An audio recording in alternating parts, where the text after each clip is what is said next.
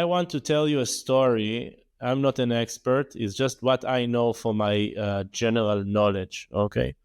So in the Viking history, you have like these stories that were passed on generation by generation, and some of them, they are partially, traditions that are mixed with some historical facts.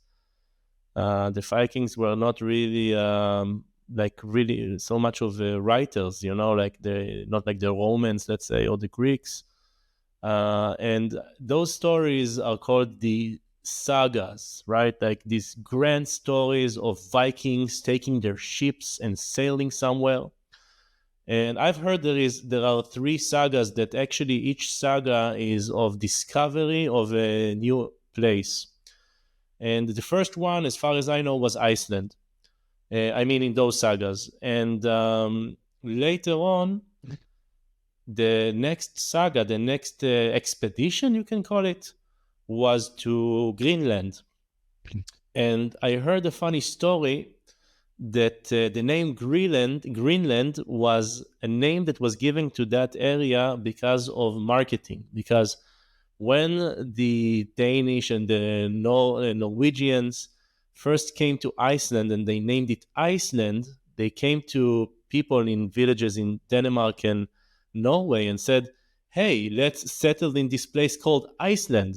And people were like, "Why should I go to a place that is full of ice?"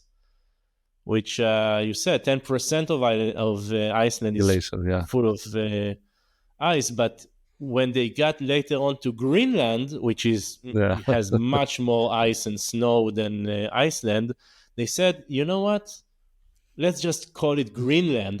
That Yeah. people will come to a place called Greenland. I mean, Yeah. what? They will call it more Iceland or no? So they will call it Greenland.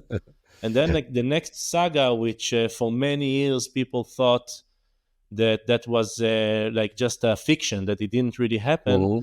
is called the Vinland Saga, that they came to North America, to the eastern coast of North America, and they called it Vinland, like the land of the vines, to attract also people, which of course there were no vines at that time in North America. And for many years, people said that this was a fairy tale, like that was a myth, that it didn't really happen until the 1950s when a Canadian archaeologist went to some place. I forgot the name of the place. I'm sorry if there are Canadians watching or listening to this. I'm so sorry. I don't remember the name. But she excavated there and she found archaeological evidence. She found remains of what looked like a Viking settlement. Like she found Viking cooking pots and ruins of the structures, like wooden structures and stuff. And then they realized that that saga, the Vinland Saga, was correct, and that the Vikings got to North America before Christopher Columbus, so like few centuries before.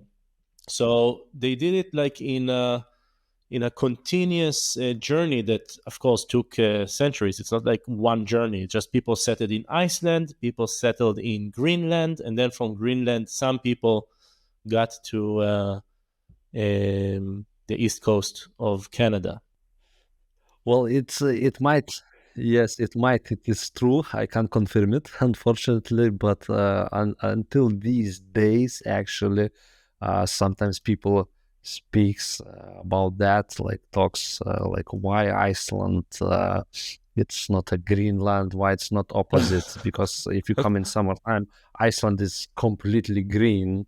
Everything is Right. green. The moss likes to grow on volcanic stuff, like on the lava, old lava fields. And if you go to Greenland, there everything is white. So it's probably that's true.